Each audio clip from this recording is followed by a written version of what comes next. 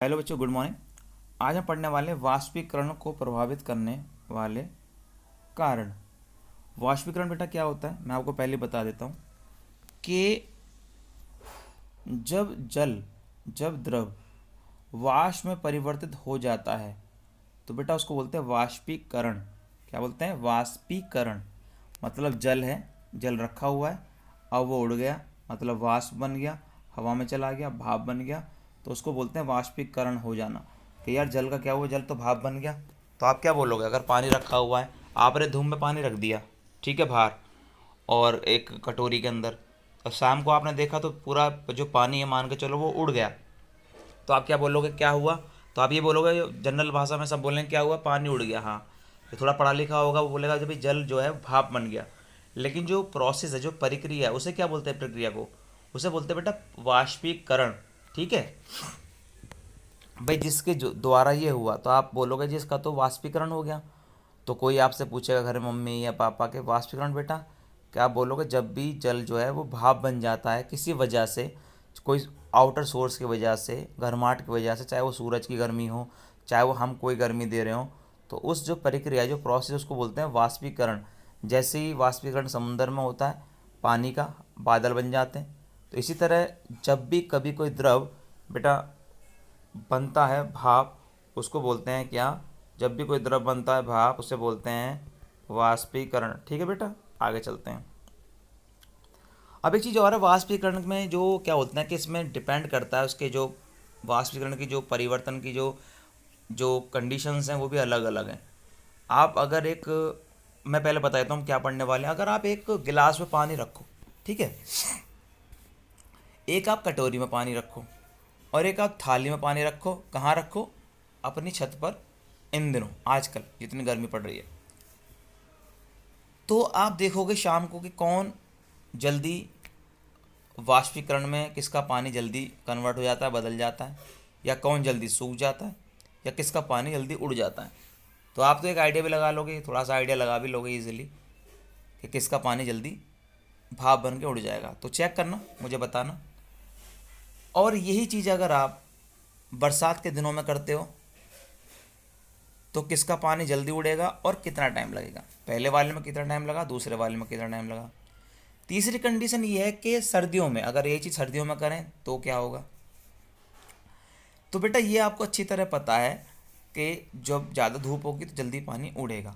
इसका मतलब ये है कि जो जल है, जो द्रव है, उसका वाष्पीकरण में भी अंतर होता है जब जब टेम्परेचर बाहर का अलग अलग होता है। एक तो ये हो गया। दूसरा सतह, अगर सतह ज़्यादा बड़ी है। अब आप देखिए, थाली में आप रखोगे, बड़ी होती है तो जल्दी वाष्पीकरण हो जाएगा। अगर आप किसी छोटे से बर्तन में रख दोगे, टेस्ट ट्यूब वगैरह में या गिलास में, तो वाष्पीकरण धीरे धीरे होगा। इसका मतलब ये है कि जिस चीज़ में वो चीज़ रखी गई है उस पर भी वो डिपेंड करता है वाष्पीकरण की स्पीड। आपने देखा होगा जब हम कपड़े सुखाते हैं तो हम फैला लेते हैं उनको, है ना। अगर हम एक ही जगह चीज़ रख देंगे कपड़े तो जल्दी नहीं सूखते। आपने देखा होगा, हम कपड़ों को रख देते हैं, जो कपड़े होते हैं फैला लेते हैं तो जल्दी सूख जाते हैं, क्योंकि हम उनकी सतह को हम फैला लेते हैं, सतह बड़ी कर देते हैं, है ना। तो उसके पीछे साइंस ये लगती है कि अगर सतह ज़्यादा होती है तो जल्दी जल वाष्प जल्दी बनता है, भाप में जल्दी कन्वर्ट होता है द्रव। उनका जो प्रोसेस है, क्या बोलते हैं उसको, जल वाष्प जल्दी होता है।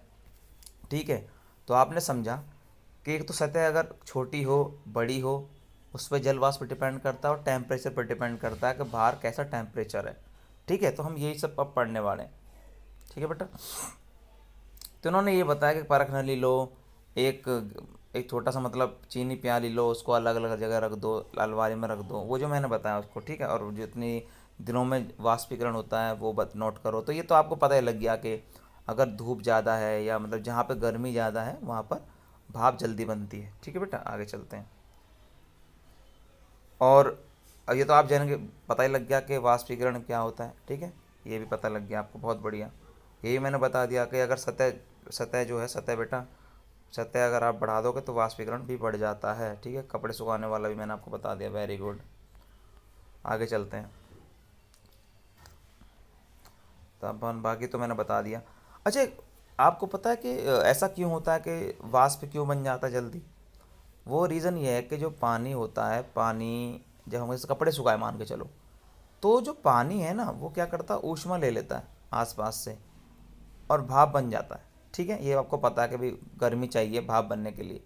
लेकिन अगर भाप जो बाहर की तरफ एरिया है उसमें ऊष्मा ही कम हो तो कम ले पाएगा। जैसे अगर धूप है तो ज़्यादा ऊष्मा ले लेगा, बरसात है तो बहुत मुश्किल हो जाएगी, ऊष्मा ही कहाँ होती है, ठंडक होगी तो ऊष्मा मिलेगी नहीं। शायद उतने शायद कई कई दिनों तक वाष्प बने ही ना, वो ऐसे ही नॉर्मल रहे। और अगर हम खुद ही ऊष्मा दे रहे हैं, उसको खुद ही हीट दे रहे हैं, तो उसको जल्दी ऊष्मा मिलेगी तो जल्दी उड़ जाएगा। ये भी आपको समझ में आ गया। और एक होती है बेटा आर्द्रता, मॉइस्चर। बारिश के अंदर जो होता है ना चिपचिपाहट होती है। चिपचिपाहट क्या होती है, जब पानी होता है तो पानी कहाँ से आता है, आर्द्रता मतलब के मॉइस्चर मतलब के जो हवा के अंदर वाष्प होता है, नमी होती है, नमी का मतलब है पानी होता है। ठीक है, तो उस समय तो ज़्यादा ले भी नहीं पाएगा हीट पानी, तो इसलिए जल्दी नहीं उड़ता। ठीक है, तो आगे चलते हैं। तो वाष्पीकरण बरसातों में कहाँ होता है इतना, आप बरसातों में डाल के रखो कपड़े सूखते ही नहीं है, पता है ना आपको, बहुत मुश्किल हो जाती है। उसके बाद इन्होंने कहा वाष्पीकरण के कारण शीतलता कैसे होती है। जैसे जब भी कभी कोई चीज़ वाष्प बनती है तो उसके आसपास की चीज़ ठंडी हो जाती है। अच्छा जी, कैसे ठंडी होती है, एक एग्जांपल इन्होंने लिया है। जैसे बच्चों थिनर आपने देखा, थिनर क्या होता है, थिनर मैं बता देता हूँ। कई बार आपके घर में होगा कि मम्मी या बहनें क्या होती है, नेल पॉलिश को छुड़ाती हैं, है ना, नेल जो पॉलिश होती है उसको लगाते हैं, ठंडा होता है बहुत ज़्यादा, देखा होगा आपने ना। थिनर भी ठंडा होता है। ठंडा क्यों होता है, कि जैसे आप थिनर लगाते हैं वो क्या करता है, वो उड़ भी जाता है, आपने देखा होगा। जो भी चीज़ जल्दी उड़ती है ना वो ठंडी होती है ना। आजकल तो वैसे भी देखा होगा आपने, हम लोग सैनिटाइज़र यूज़ कर रहे हैं, वो भी ठंडा होता है और फिर एकदम उड़ जाता है। ऐसा क्यों होता है, मैं बताता हूँ आपको। स्पिरिट देखिए आपने, स्पिरिट भी उड़ जाती है। तो जो भी चीज़ उड़ती है वो ठंडी क्यों होती है बेटा, वो ठंडी इसलिए होती है, जैसी उड़ेगी उड़ने के लिए उसे हीट चाहिए, है ना। जैसी कोई चीज़ है उसको उड़ने के लिए क्या चाहिए, हीट चाहिए। उसको चाहिए हीट मतलब आग मतलब ऊष्मा चाहिए। अब ऊष्मा जैसे कि आपने अपनी हथेली पे कोई स्प्रे किया, जैसे कि डिओड्रेंट वगैरह लगाया, तो वो क्या करता है, उड़ने के लिए आपके हाथ से हीट लेता है। जैसे ही वो हीट लेगा तो वो चीज़ ठंडी लगेगी लगेगी, है ना।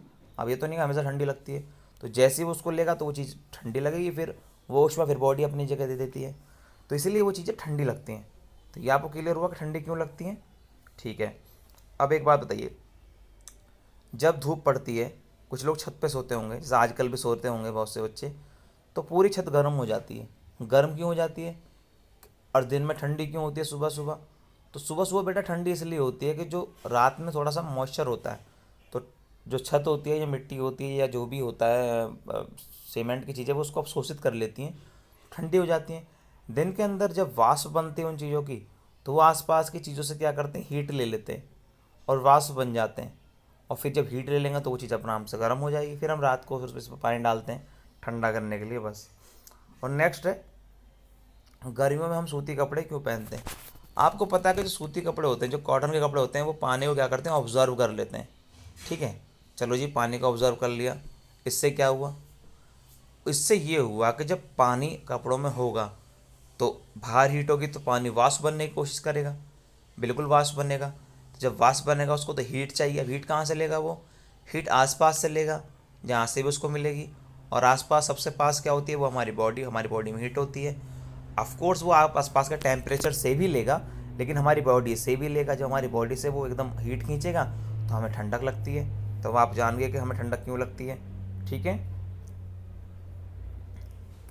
तो ये आपको पता चल गया।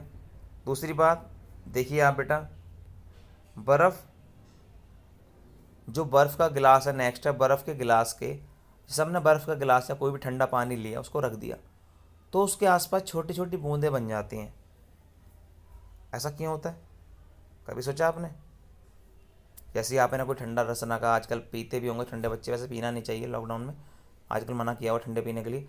ठंडा अगर वैसे भी आप पीते तो हल्का हल्का उसमें बाहर आप देखेंगे छोटी छोटी बूंदें बन जाती हैं पानी की। ऐसा क्यों बनती है, तो ये पहले मैं एनसीईआरटी से आपको पढ़ के बताऊंगा, फिर मैं आपको समझाऊंगा।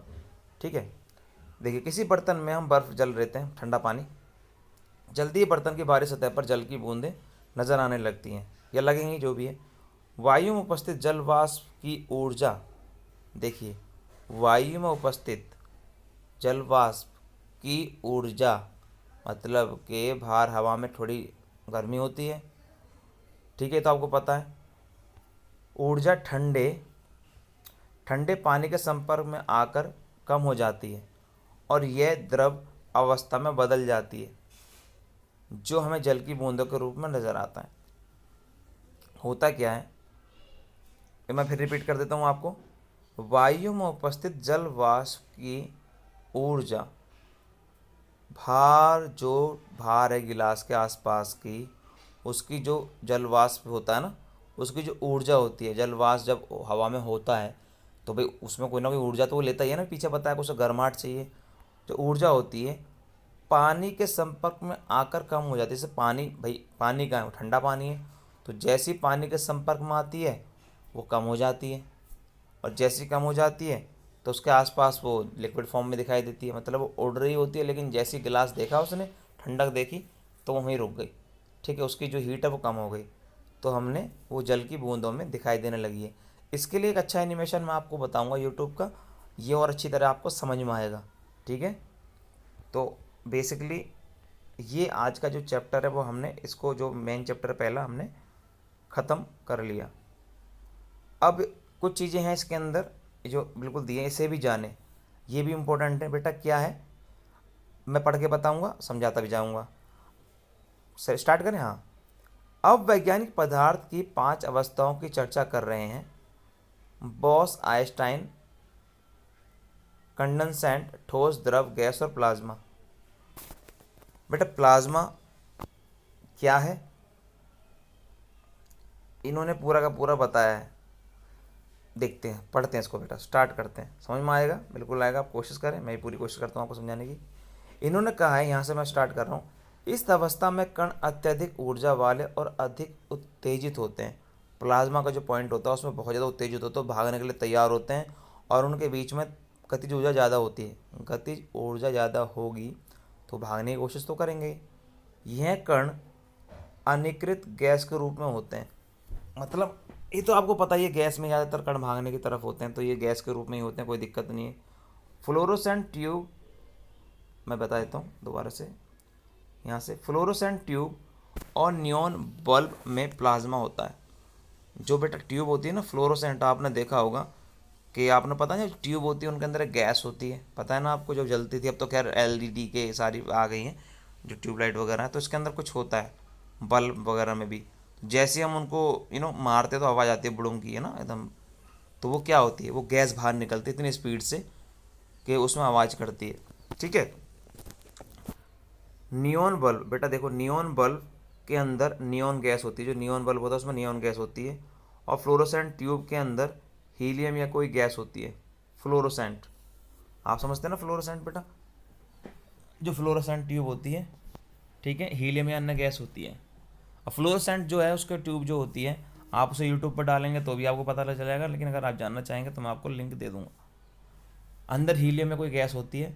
विद्युत ऊर्जा प्रवाह होने पर यह गैस आयनीकृत यानी अवशोषित हो जाती है। अवशोषित होने से ट्यूब या बल्ब के अंदर चमकीला प्लाज्मा तैयार होता है। ठीक है, क्या होता है कि जब भी हम उसे लाइट देते हैं तो वो क्या होती है, गैस अवशोषित हो जाती है और उसके अंदर फिर एक प्लाज्मा तैयार होता है चमकीला, जिससे हमें चमकीले नज़र आती है। गैस के स्वभाव के अनुसार इस प्लाज्मा में विशेष रंग की चमक होती है। प्लाज्मा के कारण ही सूर्य और तारों में भी चमक होती है। उच्च तापमान के कारण इन तारों में प्लाज्मा बनता है। मतलब कुल मिला के अगर आपसे कोई पूछे कि तारे क्यों चमकते हैं या सूरज क्यों चमक रहा है, तो इनके अंदर एक प्लाज्मा बनता है, इन्होंने ये बताया। ठीक है, और बाकी जो बॉस आइंस्टाइन कंडेंसेंट है उसके बारे में थोड़ा सा अगर हम डिटेल में पढ़ेंगे तो अभी तो थोड़ा समझ में आपको नहीं आएगा, लेकिन इन्होंने बताया कि आप इसमें जो एक साइट है इस पर जाके भी आप चेक कर सकते हैं ढंग से। ये www.camp4kids.com।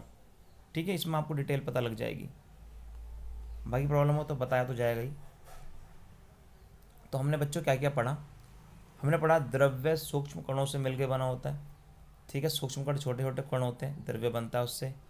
उसके बाद हमारे आसपास के द्रव्य 3 अवस्थाओं में विद्यमान होते हैं, ठोस, द्रव और गैस, पता है। ठोस के कणों में आकर्षण बल सबसे अधिक होता है, गैस में थोड़ा कम होता है, द्रव में पता है आपको, उल्टा बोल दिया क्या, ठोस में सबसे ज़्यादा होता है, द्रव में उससे कम होता है, गैस में उससे भी कम होता है। ठीक है, ठोस के कणों में ठोस को निहित करने वाले कणों के बीच का रिक्त स्थान और गतिज ऊर्जा न्यूनतम गैसों के लिए अधिक किंतु द्रवों के लिए मध्यवर्ती है। मतलब आपको पता है जो ठोसों के बीच में जो उनके जो आकर्षण बल होते हैं ज़्यादा होते हैं, गैस में सबसे ज़्यादा होता है, गतिज ऊर्जा गैसों में ज़्यादा होती है, ठोस में सबसे कम होती है। ठीक है, नेक्स्ट, ठोस के लिए उनके कणों की व्यवस्था अधिक क्रमित होती है।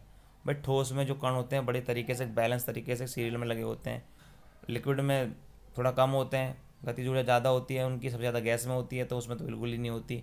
ये आपने देखा है, आपने पढ़ा है कि भाई क्वथना क्या होता है, बॉइलिंग पॉइंट क्या होता है, इस पर पानी उबलता है। वाष्पीकरण आपको पता है। ऊर्ध्वापतन प्रक्रम में ठोस पदार्थ द्रव में परिवर्तन। ऊर्ध्वापतन आपको पता है क्या है, कि जब ठोस से सीधा गैस में बन जाता है तो वो क्या होता है, ऊर्ध्वापतन। ठीक है, ये आपने पढ़ लिया। ठीक है, कोई पॉइंट रहता हो तो आप खुद पढ़ लीजिएगा, कोई दिक्कत नहीं बेटा, कोई समस्या हो तो पूछ लीजिएगा। वाष्पीकरण एक सतत घटना परिघटना। वाष्पीकरण क्या है, घटना है जिसके अंदर भाई क्या होता है, देख लीजिए हम। वाष्पीकरण की सतह परिघटना है, सतह के कण पर्याप्त ऊर्जा ग्रहण कर उनके बीच के परस्पर आकर्षण बलों को पार कर लेते हैं, उनके बीच के जो आकर्षण बल हैं, और फिर उसके बाद द्रव को वाष्प में परिवर्तित कर देते हैं। ये भी आपने पढ़ लिया। और किसी वायुमंडल के प्रति परित्याग होता है तापमान, आर्द्रता और वायु की गति। जो वाष्पीकरण है, मतलब देखिए कोई भी वाष्पीकरण होगा उस पर डिपेंड करता है, इन पे तापमान क्या है, आर्द्रता कैसी है, वायु गति कैसी है। और एक चीज़ मैं बताना भूल गया आपको कि वायु की गति, जैसे कि आपने पानी, अगर आपने कपड़े सुखा दिए फैला के, अगर हवा तेज चलती है तो भी जल्दी सूख जाते हैं। इसका मतलब ये है कि वाष्पीकरण में वायु की गति भी पूरे के पूरी तरीके से बहुत बड़ा रोल प्ले करती है, उसका बहुत अहम रोल है। ठीक है, उसके बाद वाष्पीकरण की गुप्त ऊष्मा तापमान की वह मात्रा है जो 1 किलोग्राम द्रव को वायुमंडलीय दाब और द्रव के क्वथनांक पर गैसीय अवस्था में परिवर्तन करने हेतु प्रयोग होती है। कुल मिलाकर जो वाष्पीकरण में गुप्त ऊष्मा होती है वो क्या करती है कि 1 किलो जो द्रव है उसको हवा में उड़ाती है। ठीक है, मतलब उसको गैस बनाती है, परिवर्तित करती है, ये वो मात्रा है। ठीक है, गुप्त ऊष्मा इन्होंने बता रखा है। और फिर एक उन्होंने बता रखा है कि जो संगलन की गुप्त ऊष्मा ऊर्जा की वह मात्रा है जो 1 किलोग्राम ठोस को, यहाँ ठोस है या द्रव है। ठीक है, ये आप पढ़ेंगे, संगलन का मतलब ठोस में जो वायुमंडल में परिवर्तन कर देती है। और ये जो चीज़ है ना बेटा, इसको मैं प्रैक्टिकल करके थोड़ा दोबारा बताऊंगा, अभी तुम्हारे एकदम समझ में नहीं आएगा ये वैसे। ठीक है, बाकी ये कुछ चीज़ें जो इनके जो इनकी मात्रक है, कि भी तापमान को हम किस में नापते हैं, केल्विन में नापते हैं, लंबाई को मीटर में, सहती को किलोग्राम में, भार को न्यूटन में, आयतन को घन मीटर में, घनत्व को किलोग्राम प्रति घन मीटर में, दाब को पास्कल में, और फिर इनके प्रतीक हैं।